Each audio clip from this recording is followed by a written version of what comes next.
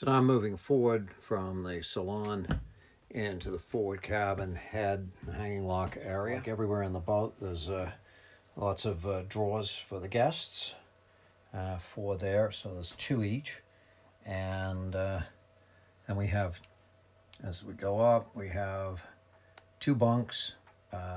No, there's no double bunk boat. That way they don't stay too long. That's our theory. But seriously, it actually in a forward guest cabin like this, it makes more sense not to try and pack a double berth in, because you end up with no room to stand or move around. The nice thing about the way this cabin is if I move back, you can see that I can close this door here, and you still have plenty of room to dress and undress, and you close the door in privacy, and you've got the head there. So above the forward cabin, there's a huge hatch. It's the biggest one on the boat. But you can see, as we discussed in the aft cabin, it's reinforced, and it's massive, and it does not leak. These bags to either side stow the cockpit enclosure safely so it doesn't get scratched up when it's off the cockpit. And I think this is a really good idea, because if one's really going to venture into harm's way, or if one's offshore and expecting really heavy weather, the cockpit enclosure should come off. And I know people will say, well, I want to be inside the cockpit enclosure when it's nasty. But that only works until it explodes all around you, which it will at about 40 knots, no matter 50 knots, no matter what you do. And there are shelves along the top of the bunks. This one here is we had modified, and it fits a photo printer or one of those photo fax printers. One of those fax printer copiers. So you can take the office with you, and it pulls out, and you put it down on the bunk if you want to use it. Further forward, that's a set of international signal flags. The entrance to the forepeak, which we'll look at in a minute. More space. We modified that one slightly, and you can put a big screen monitor in there with the screen facing inwards, and it clamps in very securely. Works very well, again, for the sort of office function. Underneath that, a gun locker. Neither Phyllis or I are really gun people, but we spent a lot of time in the Arctic where there's polar bear risk, so we always carried a gun in there. That's the only time we have ever carried a firearm on the boat. That's the entrance to a huge derate box. The derate is so big that they put two entrances into the cabin, which keeps us nicely ventilated even at sea. This is the forepeak. It's a bit of a dog's breakfast at the moment because we're decommissioning, but it does show you how much stuff can go up in there.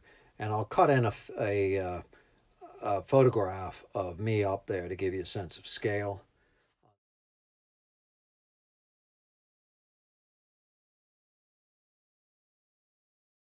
Side, that's the chain locker. It holds 380 feet of G70 high tensile chain, and it self-stows perfectly in and out. You don't have to, I rebuilt that some years ago, and you don't have to mess around with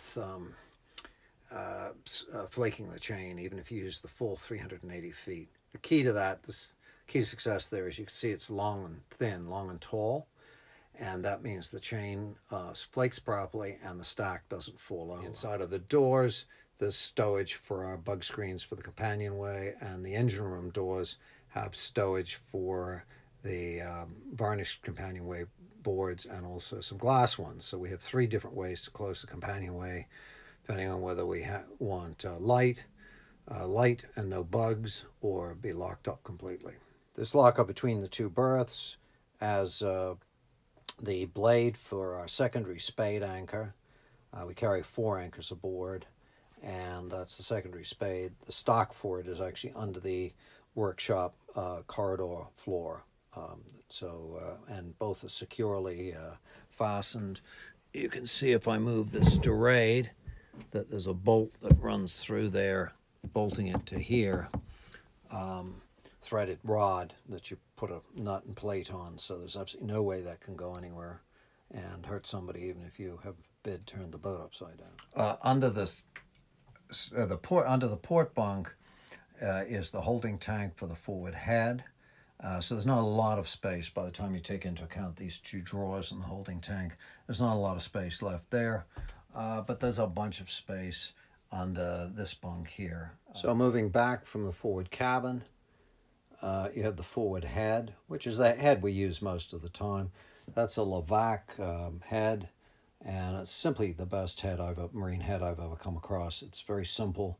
It uses a simple Henderson bilge pump, and it works on suction, manual, and touch wood. I'm going to jinx myself now, but in all the years I've had the boat, I've never had it jam. Plenty of stowage underneath the vanity there. There's a sink, mirror on this bulkhead. There's the vanity horizontally. And we come in here, and there's plenty of room behind here. And that also has the valves that control the head. And that's my third iteration on head control valves. Most of the yacht stuff is simply junk. And the valves gum up after a very short time with the muck that human urine and salt water create when you mix them together. But these headhunter valves are just great. You'll notice it's all PVC plumbed everywhere I can, because that keeps the odor down. We don't use PVC, I might add, under the waterline, only above the waterline. Anchor locker drains into a sump, and so does any water that comes down the mast. And there's a pump under the floor here with a sump that pumps that, and it pumps it all the way aft to the transom, because I don't like having openings, at the waterline, because they're always a problem when you heel and you can get backflow through the pump.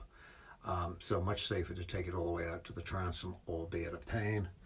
There's a holding tank gauge there to tell you how full it is. A couple of breakers for the pumps.